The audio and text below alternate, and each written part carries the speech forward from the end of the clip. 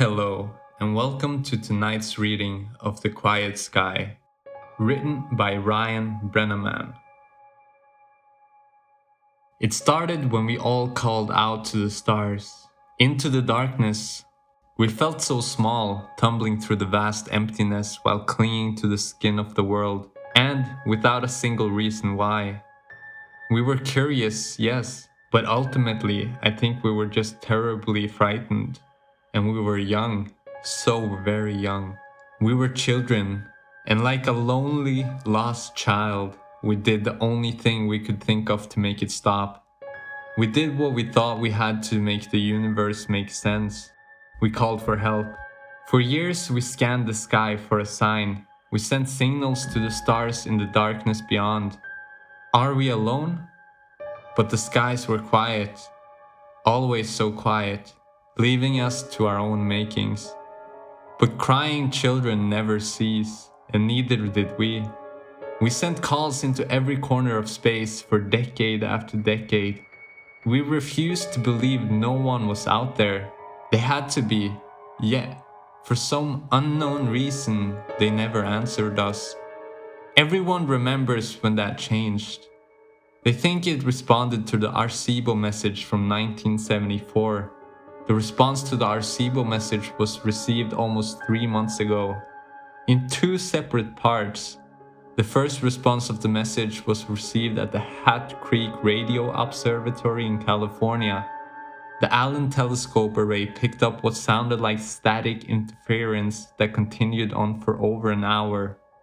It consisted of unintelligible screeching and buzzing sounds that continued without pause for the whole hour. The meaning of this message was never discovered, if it had one. The only thing we knew was that the signal's origin came from somewhere in the Hercules constellation, near Messier 13. As soon as the signal stopped, the real message began.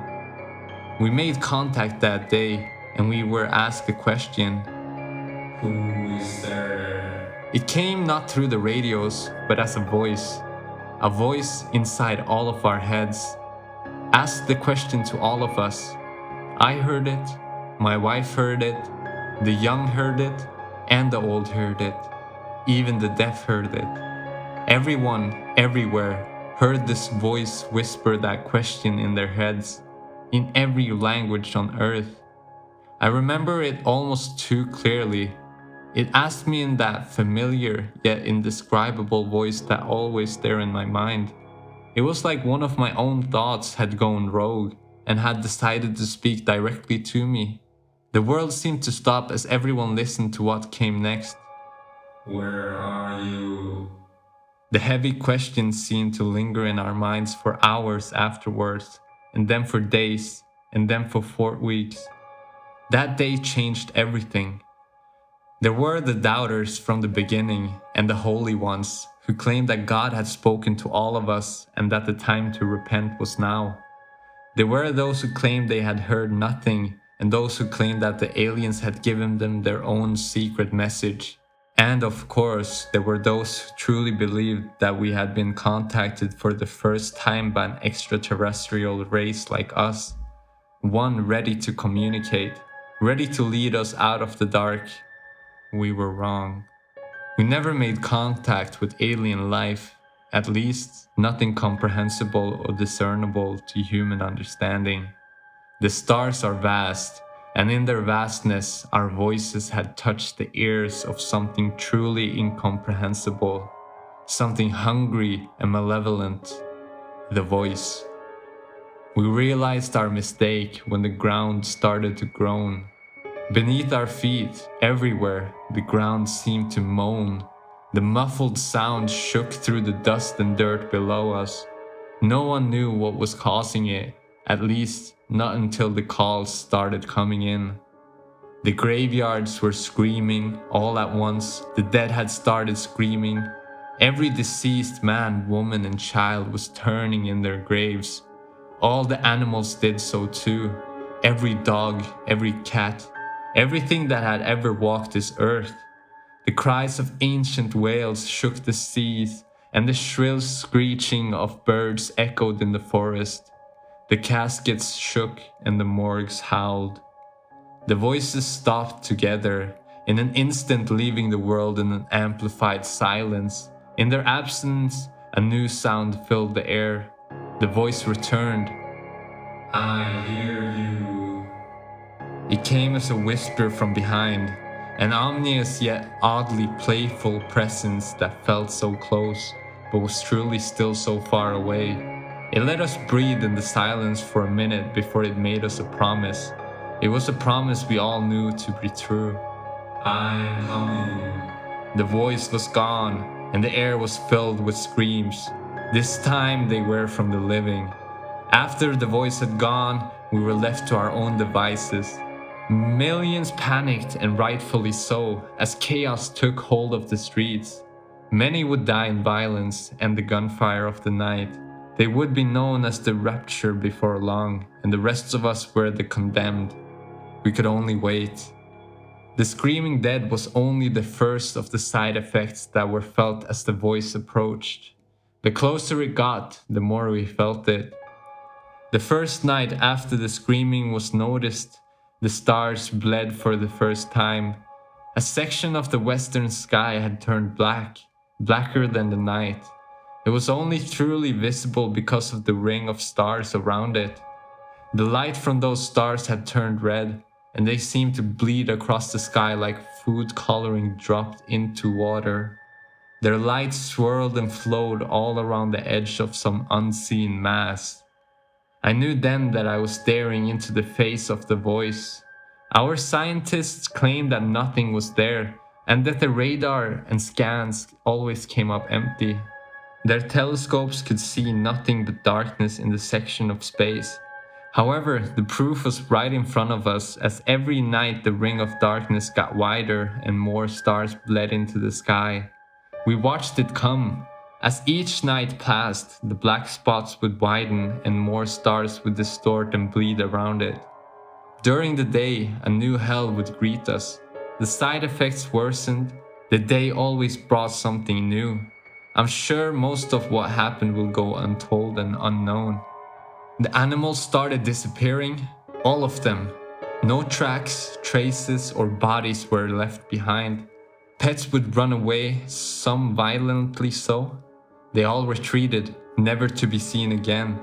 The forests were left abandoned, the oceans empty, the air was left silent.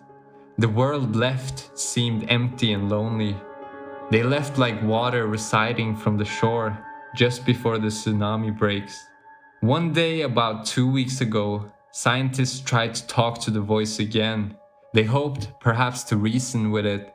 They told it about what had happened in our world and asked it questions. The scientist begged. It didn't speak. When asked, "What do you want?" the voice sent a response. The next night, the skies lit up with streaks of fire. It was a light for hours, blazoned with orange and red. We didn't realize the effect until the next day, when the televisions turned to static and the telephones refused to work. We had sat, watching as all the satellites were knocked out of the heavens. After that, reports became rumors and rumblings. Sanity a thing of the past. The air chilled and weighed us down. The voice was nearly here, and everyone felt it. It rained for a week after the satellites fell. The rain was salty and marred with the unknown filth that turned the grass black. Maybe the satellites traced something back in with them when they hit the sky. No one knew for sure. All we know is that it fell from clouds black as charcoal that blotted out the sun. Like liquid ash, darkness fell upon us for days. When the clouds went away, the skies were empty. There were no clouds, yet the sky hung low and gray. If the sun was anywhere in the sky, it never made itself known. Even if it had abandoned us, each day grew slowly darker and darker until the night and day became almost the same. Some people would claim later that they had seen things in the dark, creatures with gnarly lips and crooked faces lurking in the corners of their vision. They were tall white creatures that looked molted or rotten through their transparent skin. Appearances would last for just a second or two before vanishing without a trace. Some believed this was the first step in the aliens' invasion, but the rest of us didn't know what to think. We knew just that it was nothing that simple or banal. They must have been hallucinations, just more madness to endure, but ultimately as harmless as anything else, as harmless as the screams of the dead, the missing animals, and the dying sky. Appearance slowly increased in duration and number. I think everyone saw them once at least, but I don't think a single person would even guess why they were truly here.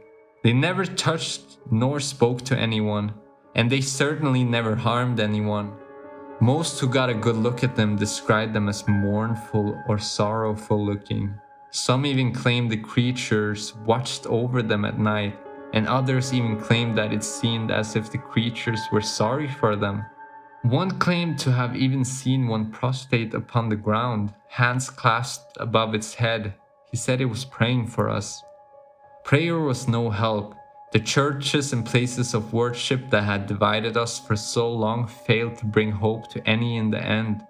The voice let them pray and beg for a while, but just days ago the voice ended it all. No one questioned how, for at this point nothing that happened surprised anyone anymore. But on the final day, all books of worship burned, every last Bible, every Quran, everything. People rushed to their centers of faithful but found no solace. The churches and temples had suffered the same fate, if not worse. The people were left abandoned by their greatest hopes. There were rumors of churches all over the world, with walls formed from the bodies of those who sought refuge. They were merged to the walls, stuck to them like flies in a trap. They died still pleading for hope, but they were beyond God's help. The rest of us had learned to stop begging. We waited. The final message came from beyond the sky. It fell upon us. The voice echoed and it spoke the simple truth. I am here. There is a darkness beyond the horizon, the likes of which I doubt has ever been seen. It brings with it the screams of countless souls, and it moves fast. The stars are dying now, and I know they'll never be seen again. The light is dying so fast. I leave this not as a warning. No, it's far too late for that. Instead, consider this the last realization, the last humanity will ever know. For we used to wonder whether or not we were alone and lost, but never whether or not we were safe and hidden. The universe is infinite, and our understanding was significantly more finite. We should never have beaconed to the darkness. Instead, we should have clung to the light and closed our eyes every time we returned to the void. As the final minutes approach, I hold one final truth to be certain. I now know why the skies were always so quiet.